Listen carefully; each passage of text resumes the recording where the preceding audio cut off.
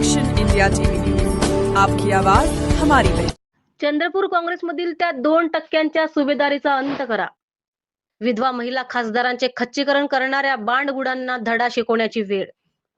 चंद्रपूर, ज्या नेत्याने शून्यातून विश्व निर्माण करून चंद्रपूर जिल्ह्यात काँग्रेसला संजीवनी दिली, त्या दिवंगत खासदार बाळूभाऊ धानोरकर यांच्या पश्चातही त्यांच्या कुटुंबाचा छळ थांबण्याचे नाव घेत नाही आहे। ज्यांच्या रक्तातच बहुजन द्वेष आहे असे स्वपक्षातील 2% स्वयंघोषित नेते आजही खासदार प्रतिभाताई धानोरकर यांच्या मार्गात काटे पेरण्याचे नीच राजकारण करत आहे। बाळूभाऊ हयात असताना ज्या प्रवृत्तींनी त्यांना त्रास दिला, तीच टोळी आता एका विधवा महिला खासदारांचे राजकीय अस्तित्व संपवण्यासाठी सरसावली आहे।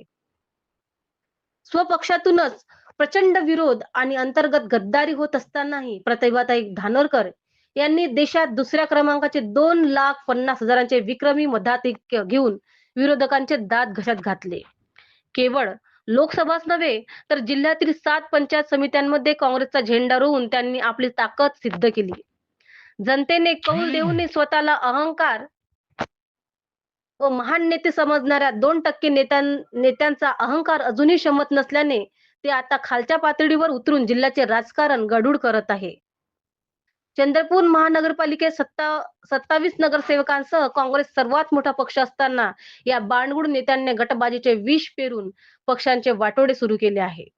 स्वतःच्या गटाची संख्या वाढवण्यासाठी दुसऱ्या गटाचे चक्क 5 नगरसेवक पळवण्यापर्यंत या नेत्यांची मजल गेली आहे। काँग्रेसचे खच्चीकरण करण्यासाठी आणि प्रतिभातांची कोंडी करण्यासाठी हे नेते भाजपशी हात मिळवणी करायलाही मागे पुढे पाहत नाही आहे।